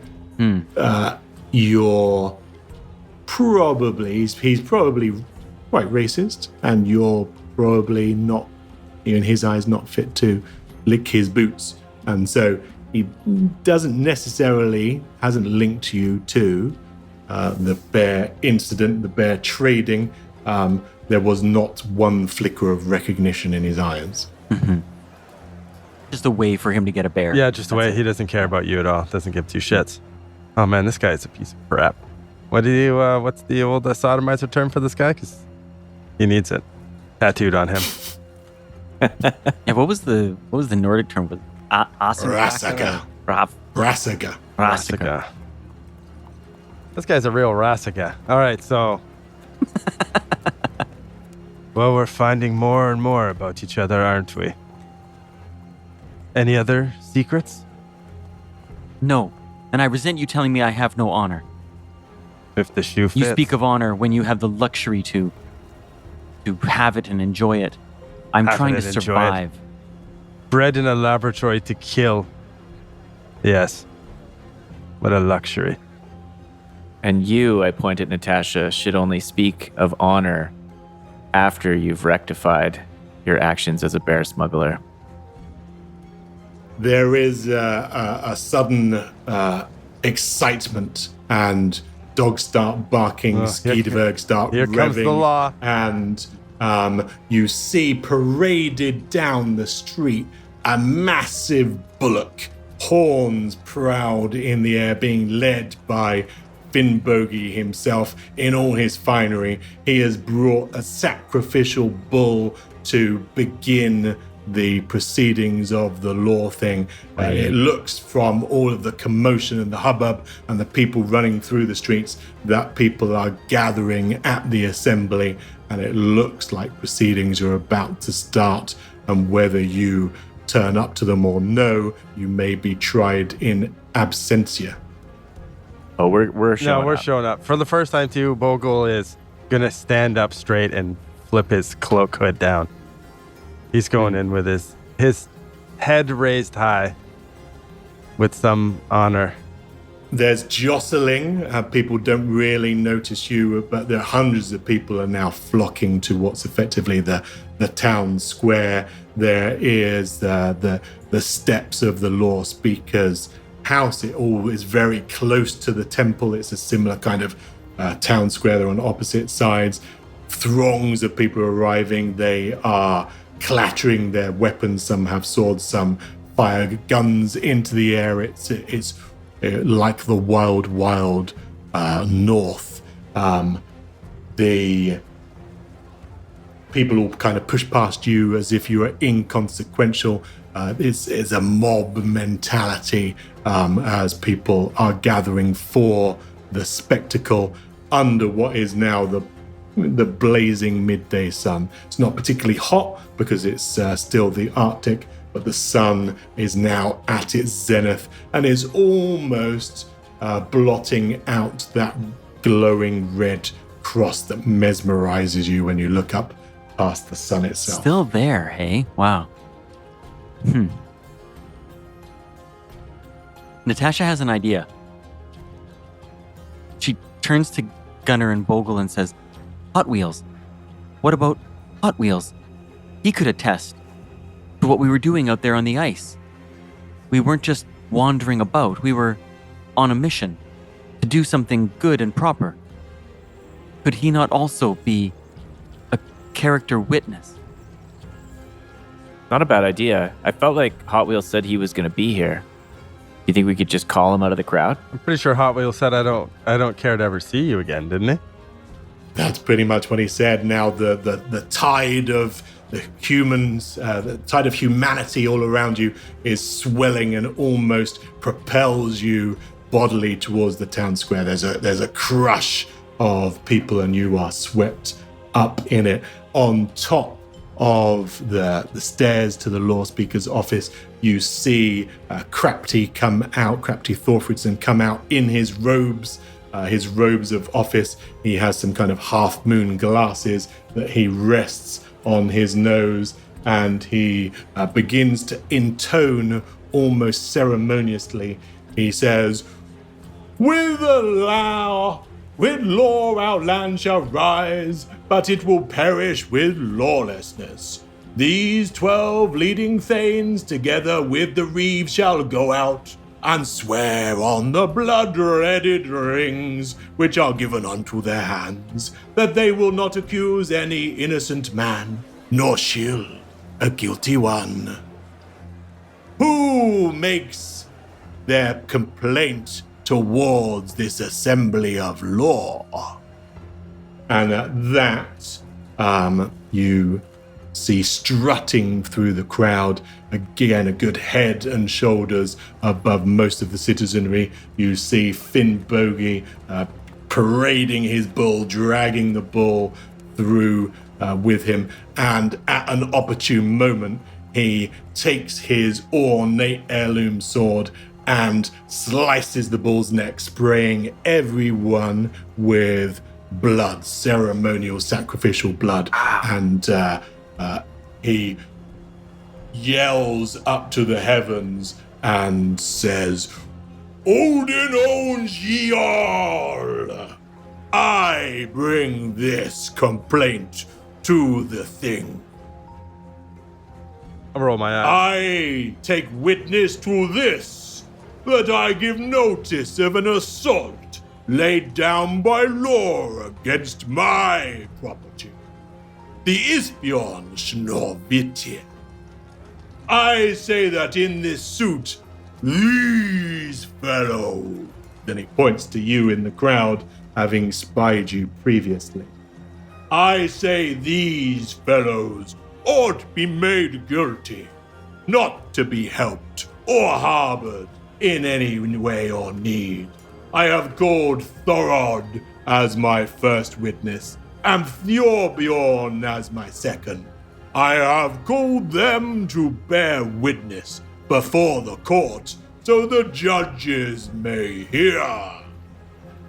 His two shills. Yeah, definitely going to be his two buddies, right? Yeah, 100%. Correct. They're his bodyguard. I'm just going to stand there with my arms crossed, leaning on my staff, standing up as straight as tall as I can. I'm pretty tall as well.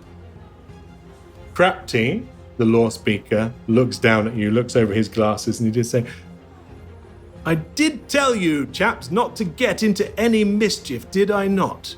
And here you are, back on my door.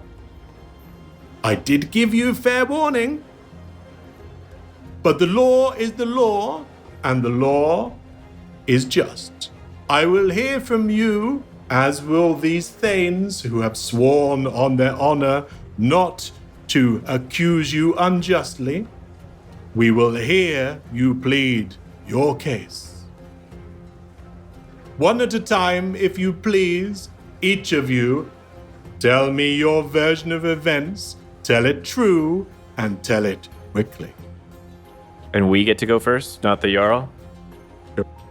Gunnar stands up and he takes off his sealskin jacket and he brushes some crumbs out of his beard and he takes 2 strands of hair around the side and he kind of pulls them, ties them in a knot at the back and does his best to make himself look presentable. And he stands up and he says, Esteemed members of the court, ladies and gentlemen of the jury, citizens of Helmikar, thank you for this opportunity to plead our case. Helmikar, a beautiful name for a town. Can you tell me what it means again? And I turn to the defense attorney, Ulverk. What does Helmikar mean again? He looks sheepish and he says, help each other. Help each other. What a beautiful sentiment. Isn't that a lovely thought? Help each other. In fact, when this started, that's exactly what my compatriots and I were doing. We were hired by the local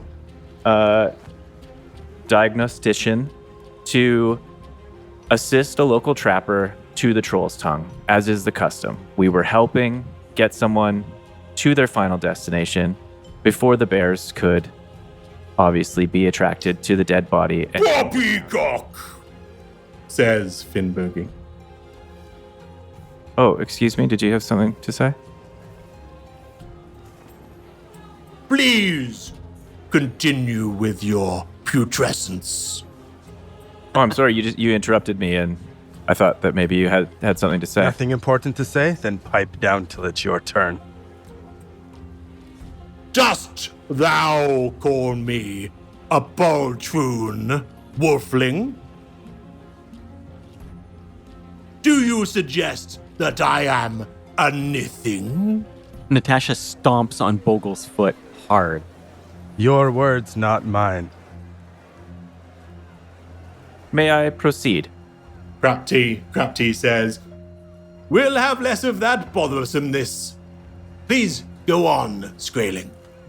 So, my friends and I, we're not from around here. We've enjoyed the wonderful hospitality of Helmikar. We were able to find work here. We were able to help the locals as we were doing. We were traveling to the Tongue with Bjarni. We even stopped to help out some other local citizens who we brought as a character reference. These 3 fine Diverg gentlemen over here. We were wandering past their mine shaft when we discovered that they're... Preposterous! Do you mean to say that you have brought Dverg thralls in order to stand for your seconds? In order to defend your reputation? You mean to say that machines will vouch for you? Is this Finnbogi interrupting again? It is. This fucking guy. Second-class citizens for second-class testimony. We aren't pleading our case to you. How about you stop interrupting and let us finish? Your Honor, I would ask for just a moment to plead my case undistracted by the defense, if that's at all possible. His interjections thus far have not seemed to provide any value whatsoever. You are quite correct. You may continue. I'm afraid, Jarl Finnbogi, you must try and quell your rage. You would think a Jarl would have better manners. You're not ready to play with the grown-ups yet, are you, Downy Cheeks? Downy cheek. So, as I was saying, we're not from here. We just came to the beautiful city of Helmakar and started to help others, as, seems to be the tone. We were asked for help, so we took a job helping Bjarni find his way to the tongue. As we wandered along, we found some other locals that needed help, and we helped them. We fixed their pump so that it wouldn't flood the chamber of the mine with water and drown them all. They were all very grateful. We spoke to them last night. They said they're willing to speak as to our character, and for me, that definitely counts. They're members of this wonderful town. Did you not bait my bear with beans? Bear baiters. Your Honor, he's interjecting once again, and I'm having trouble telling my story. Your story is not worth the lick spizzle that comes out of your mouth. I don't believe that is for you to decide, Jarl. May I continue, Your Honor? Please do. Thank you. I would recommend that you be brusque. Okay, so as I mentioned, we were helping Bjarni, then we were helping these Diverger, which we successfully helped. And no sooner did we finish helping the Diverger, we walked out of the mine shaft, and suddenly Bjarni was attacked out of nowhere by an Isbjorn, who attacked all of us and tore Bjarni to shreds, and was about to attack all of us as we were backing off trying to find some sort of safety. And did you fire your flare, sir? Did you fire your flare like any good woodsman would? I'm still having trouble, Your Honor, finishing my story. You only need one word to finish your story. Negligence. Negligence. Now, that is a good word. Let's talk about negligence. The bear in question shouldn't be owned by a person, but if it is to And be owned by a yet, person, this young lady sold it to me. What? He recognizes me now? I do not know what kind of miscreants you are, but do not presume upon me to be an imbecile.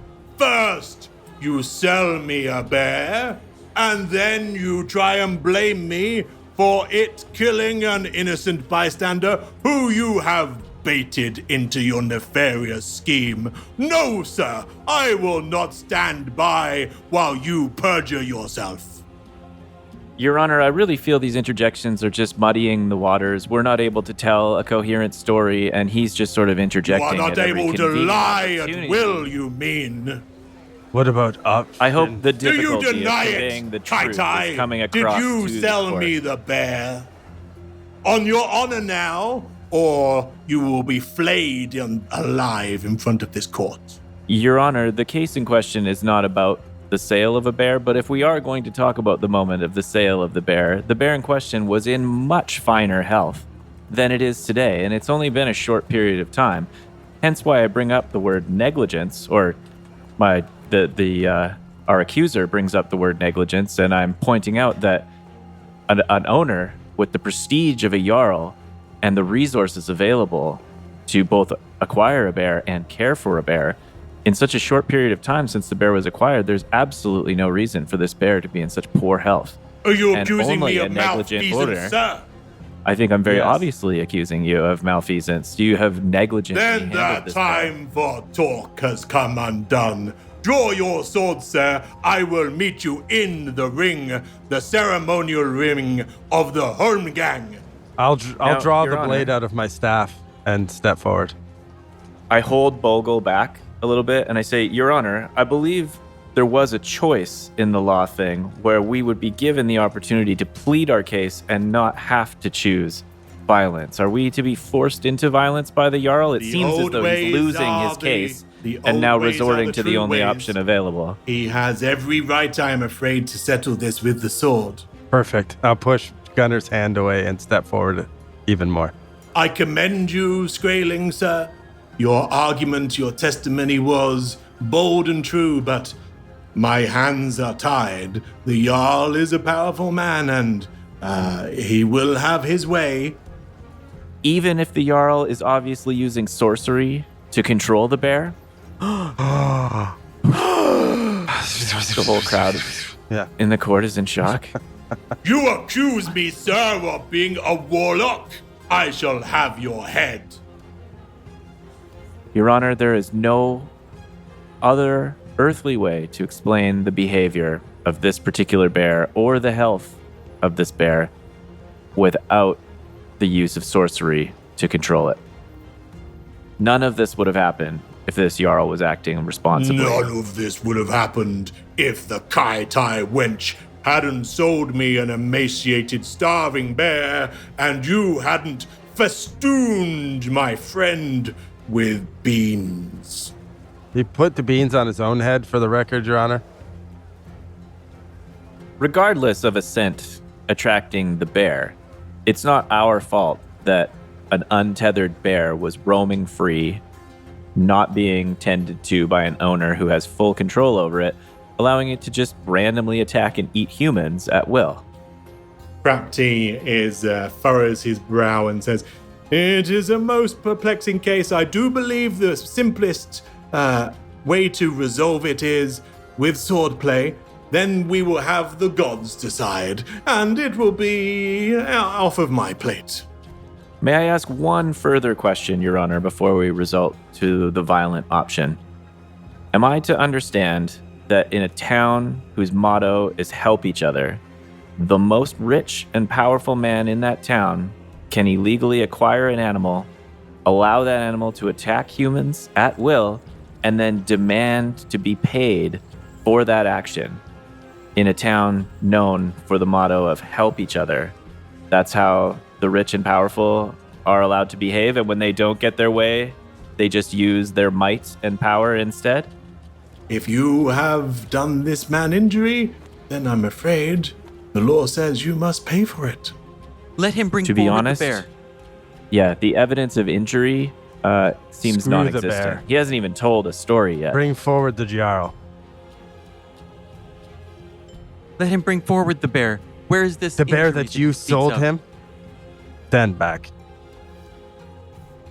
Unfortunately, I think you've overestimated the sway of three strangers in a throng of hundreds who are now baying for blood and want the blood sport and want to herd you towards the ring. Whilst I admire the fact you're protesting your innocence and trying to placate the crowds, unfortunately, it's a foregone conclusion that you will be forced into the Holmgang ring, struggling, kicking, and Oh, screaming no, not struggling. if needs be. Walking proudly. Very happy about Okay. this.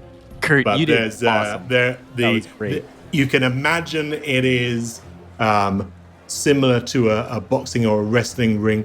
You know, there are hazel poles, there are ropes, there is a ceremonial rug sat down in the middle, and the ropes are opened up, prized apart, and the three of you can enter into the ring. You are given a sword. You have to use a hand weapon. You can use. I want your my, if you my own prefer. blade. I'd like to enter the ring want- like the Ultimate Warrior and just come fucking running. It's full speed and then like slide under the ropes in the ring and go stand on the turnbuckle and shake the ropes. Okay. Yes. And presumably howl. Oh, yeah. Yeah, I don't see why not. The Bin Bogey is strips down to the waist, so he's you can see his full muscled torso again, probably genetically enhanced. Bodyguards similar. Each of them takes a wooden shield from the spectators who throw them up. You can all be armed similarly, sword and shield. As I mentioned, a seer does wander around the ring, banishing spirits, spraying it with sacrificial blood in order that there is no spellcraft that unjustly affects the jewel. And you find yourself in this very enclosed area with the crowd baying for blood and your opponents drawing their swords. No one has explained the rules to you. No rules as far as I'm concerned. Previously, they've said it's 2 first blood. As soon as, that's what Solveig said, as soon as blood is shed and falls to the sacred cloak, then that combatant is eliminated. So this will be runner's combat.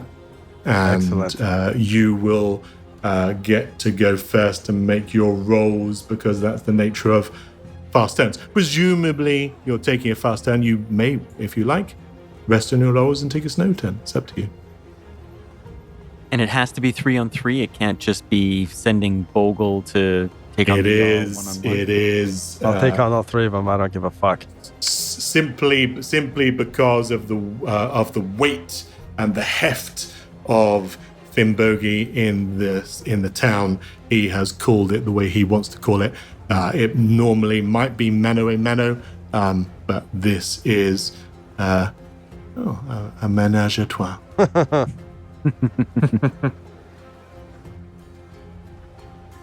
All right. Natasha drops her cloak and drops a coat and multiple scarves and mufflers and mitts and everything, and she's dressed in essentially like the clothes of a ninja warrior, basically, with a band across from one shoulder down to her hip with throwing knives all across it.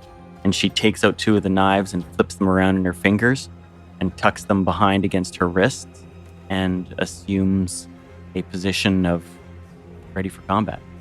So it wouldn't be deemed legal to throw a knife, but you can use a knife instead of a sword if you prefer. Yeah, there goes I was about to fire my blade at him first attack. All right. This is a melee style duel. I'm going to disrobe my cloak down to nothing and prowl around the ring with my knife in my mouth, growling at them. And again, just to remind people at home, you are effectively a man-wolf. You're not a werewolf in that you can't transform. You're just an uplifted wolf. You are 7 feet of sinew and snarl. Pure fucking wolf form. Yes, no, yes, I'm an imposing hunter with broad features and bone-cracking teeth. All right. I am scary. Gunnar, your dog is lost in the crowd, but you can hear it barking amidst the multitude, amidst the throng. But you are now in the ring. What's your stylistic posings? I find Fenrir the dog and I tie him down because he gets quite excited when he sees me in violent action, and so I make sure that he can't get into the ring. And then I see everyone disrobing as they get into the ring, and so I climb into the ring and follow suit. I take off my shirt and expose my bare chest. I'm sort of a wiry, strong, sort of solid bone structure, but not an overly big guy, somewhat skinny. And I expose my chest to the bright, shining sky.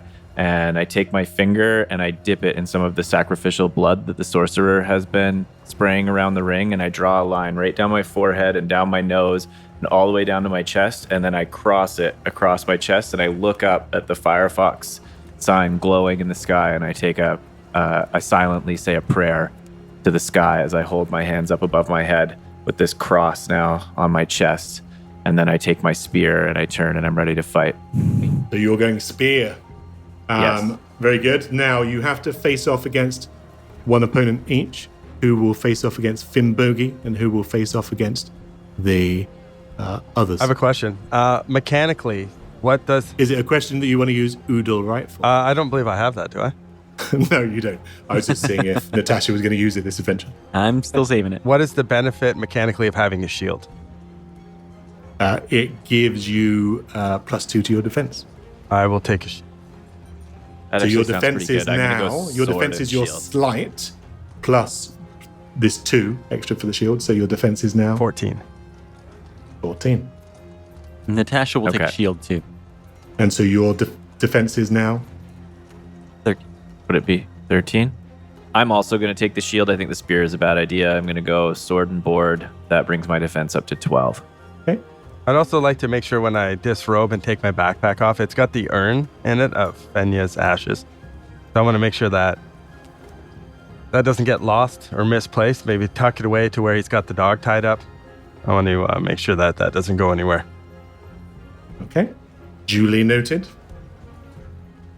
The crowd is vibrant. There are people chanting. There are fists being pumped. There are wild shouts of encouragement to Finn Bogey. And there are racist chants that echo in your ears as you all outsiders, but especially Bogull, as a remnant of the war that was lost.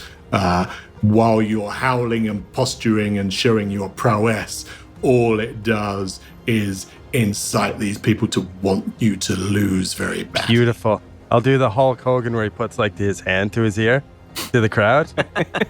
And just, I love it. Bogull has no problem.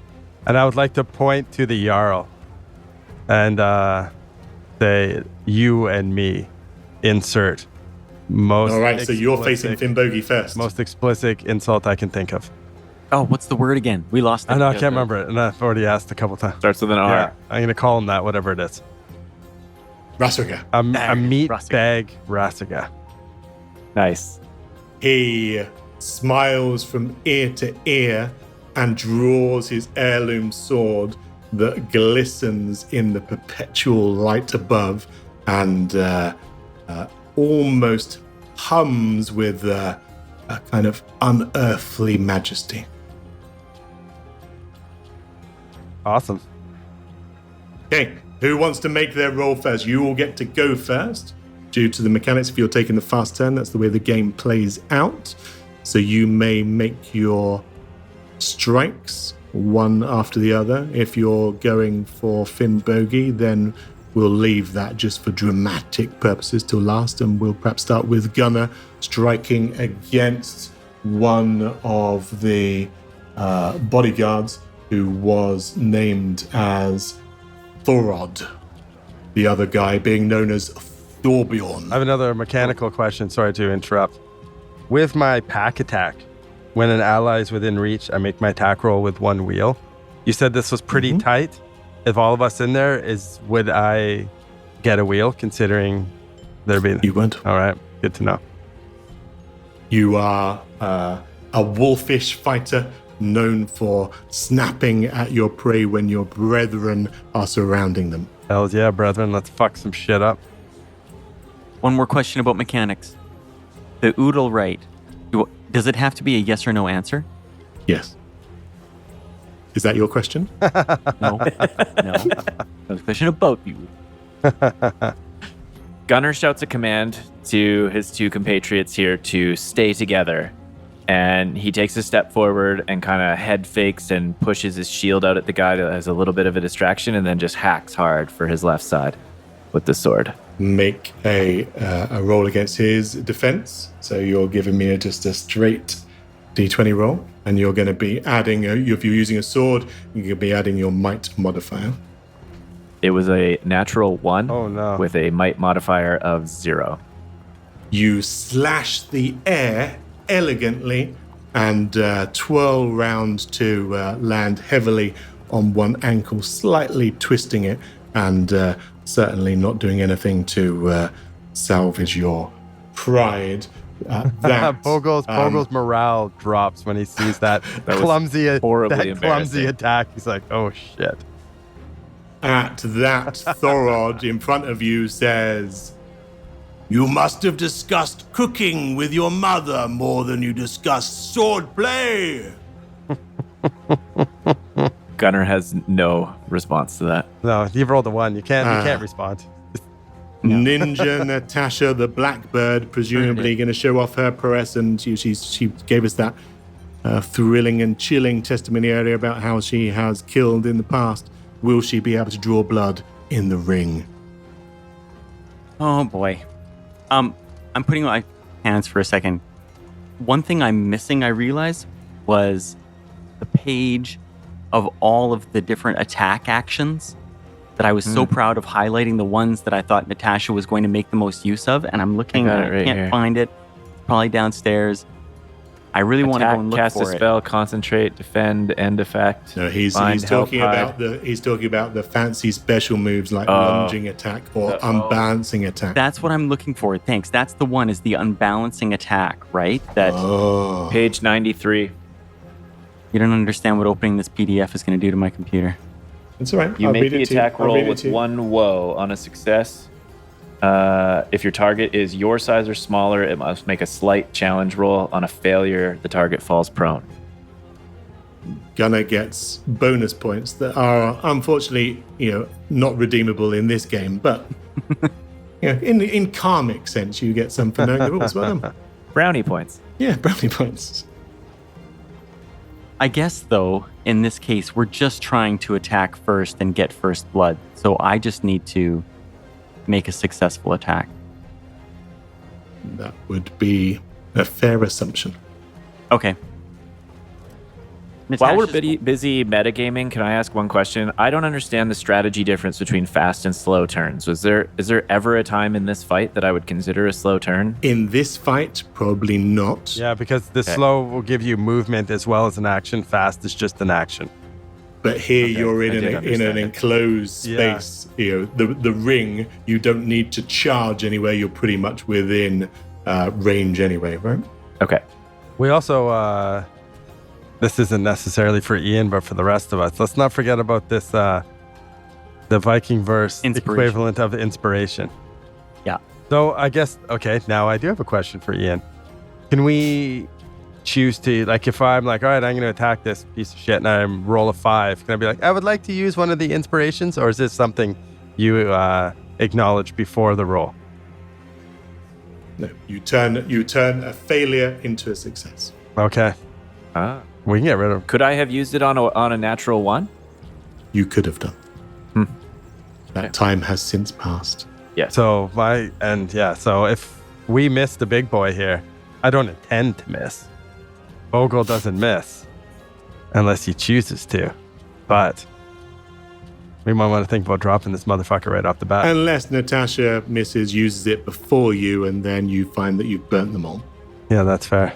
Natasha's going to go for it. She's going to make the attack. I don't think I'm going to use inspiration because we may only have 1 point of it, and it makes the most sense if you use it To drop the in big your boy. attack against Jarl. So Natasha's going to go for it. With a shriek, she leaps forward and stabs out with one of her little throwing knives.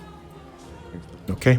You may use sleight for your roll if that is any difference, With because you're using a swift weapon. using a swift Yeah, I have a swift weapon as well. I'm all about that sleight. second time tonight that I've rolled a 6. Oh, boys. So nothing happened. Your knife clanks harmlessly into the shield, barely scratching the wood, and the wolf feeder, a veteran of many campaigns of the Jotun War, simply chuckles as he raises his sword above his head for the counter blow, having knocked your knife to one side, and follows through with the momentum. Bogull. All right. I'm just going to lock eyes with Shitbag here and charge at him as the wolf. And then as I stand up in my full stature, take the blade from my mouth and leap at him with a Superman punch and try to just stab him right in the fucking face with it. So I get an ally within reach. So I get my attack roll with 1 wheel. Oh, big money, big money, big money. Come on, I'm using Bumblebee, my best dice. Oh, there we go. 15. 11, 12, 13, 14, 15. Yeah. The slow blade penetrates the shields and digs into his shoulder, and you can see, roll for damage. Oh, yes, damage. Oh, first blood. You can see blood begin to bubble up through his linen tunic and spoil the silk brocade. So I get a 1d3. Do I get to add a might or anything, or is it just a straight dice roll for damage? Straight dice roll. Straight dice roll. A 1. It's more of a glancing blow. You you see him wince, but also at that moment, you see his sword glow, and before the blood can run down and drip onto the floor, the wound heals and the blood rushes into the sword itself. Mother. Therefore, there has been no blood hitting the ground, Cheating piece of shit. and he still remains knew in it. the fight. From the seat of his pants, Gunnar points and shouts, "Sorcery!" Which you do as you try and duck the blade that's heading towards you from Thorod. And a 15 is presumably well enough to penetrate your defenses, and he gets a wheel as well. So that's it is a powerful blow that smites you for 5 damage. You're already rocking back on that weakened ankle. You then slip to the ground with blood pouring from your side. It is a hefty blow. What was your total health? Presumably about 10? 10. So that represents 50% of your health, and you are in the injured status. That doesn't mean huge amounts apart from it interacts with certain spells and activities, but as you can imagine, you are down to half health. That's how you are eliminated from the fight, Gunnar Bearheart. Natasha, your opponent glowers at you and strikes you, unfortunately, a very hefty blow for 6 damage as the sword cracks down on your head. It is with, it causes a fairly savage blow, and your head wound immediately starts to bleed. You stumble backwards, splattering the sacred rug beneath you with your vital fluids. Oh, yeah. Natasha only has 9 hit points. So that was brutal. I wouldn't say this is going well. Bogull stands alone. Now the good news is that the sword healing him, or rather drinking of his blood, which is the nature of the bound object, the heirloom sword that he has, that was his action. So it means that we are at the top of round 2, and you may, if you wish, take a fast turn. You may no longer do so with a wheel because you have no allies. attack. Yes. But you will be facing 3, potentially, or at least 2, return attacks once you've had your go. So now the question is, do we take out one of the lackeys, or do I get this guy, and if I hit him, it takes up his action again? I gotta go for a shitbag. I don't like this guy. Yeah. Maybe he can only do it once. Well, I'm about to find out. I'm gonna slash at him again. Spinning backhand, come across with the knife. Oh, that's a pretty good roll. That is a 19 total. Wow. Okay, this time you it's duck damage. under his shield and you stab at him, and he curses as his blood falls to the ceremonial floor, and he backs yes. away. 3 damage. With 3 damage. It's not a huge or in any way mortal blow, but it is a shameful blow in that he has been banished from the fight, and he subdued struggles to one side, clutching his wound and bemoaning his poor luck. Thorod, Is there able to do a free action and spit on him? You may. I would like to spit on him. Sure. By all means. A slight green globule of spit and pus flies from your mouth, lands on You his should shoulder. spend less time abusing your ispiol and more time practicing your sword fighting. Coward. And as you say those words, I'm about to get 2 smacked in the sword blows rage down on you. You manage to block one and spin out of harm's way, but the second one crashes in. Does an inspiration? above your. Does an inspiration bail me out of being hit? and inspiration does not turn their success into a failure, unfortunately. What's my defense? And My you defense? take 3 damage as one of those sword blows smashes through your defenses. You manage to duck out of one, but you take 3 damage and blood falls to the carpet, and the 2 wolf feeders begin to immediately celebrate. When taking damage, triggered action to bite. Can I bite that guy from taking damage? You can use a triggered action to bite him, yeah? With 1 wheel. Oh, that is an 11. Oh. You do have the inspiration, Should we bite him in the face? right? You haven't used it. Why Yeah, not? Yeah. let's bite him in the face. You snap at him with your fangs as a reflex action in response to 5 damage. And he stumbles back, his face bloody and savaged, and he holds his eyes in pain.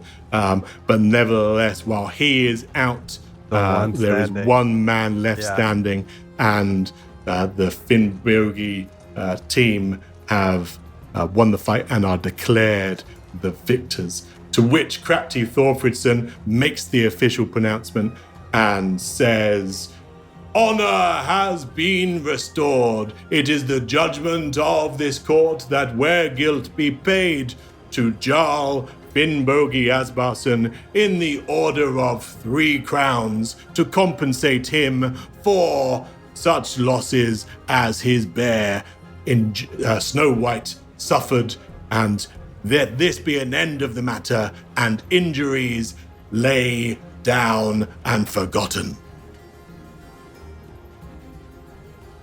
I'll smile as I will walk over to Finnboggy and keep smiling and pull up my 1 crown and spit on it and then toss it at his feet and say, "You look hurt, kitty," and then turn and start getting my clothes on in my backpack. Gunnar walks over with his 1 crown and he throws it at the Jarl and says, "Honor was not restored to you today." Natasha digs out her crown, and as she's pulling it out of her change purse from the other pennies that are in there, she blacks out and falls face down. Okay. Dramatic finale. Well, Finnboggy takes the coins, rubs them together, listens to the chink of the metal, and says, "Easy come, easy go, outlanders." And then him and his various cronies and lackeys, he's got servants in the crowd, he's got fans, he's got people in his employ, they all head rambunctiously off into what would be the night, but again, the sun is still blazing above, and perhaps they head to the cooking kettle where they will drink themselves. I think we should head to the into, cooking kettle too when this is. into a stupor. Crafty Thorfridson comes over to you and says, "My dear, you did yourself a service today. You have held yourself proud in the eyes of the people of Halpmakar, and you are welcome here. You should know that bygones will be bygones, and that while Finnboggy will be drinking himself happy, I am sure that tomorrow he will also forget all about this, and you may go about your lives within this town, insofar as you have any money left to do so." That was the best 1 crown I've ever spent. And I'll just smile. And with that, the scene fades out, and this adventure, the adventure Nobody Dies in Halpmakar, comes to its conclusion. We can pick up next time with the second in Nice. the Thought and Memory saga. You have established Level up. yourselves as Level up. level up. You may level up. You may choose your novice class.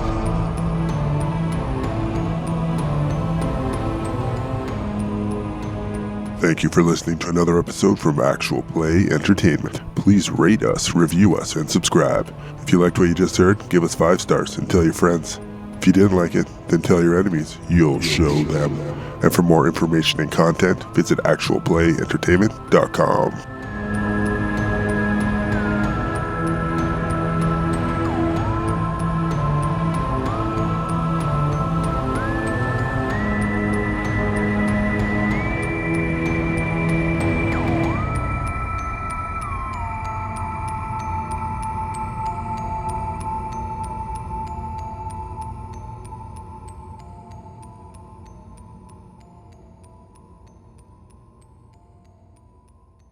Hey, I'm role playing here.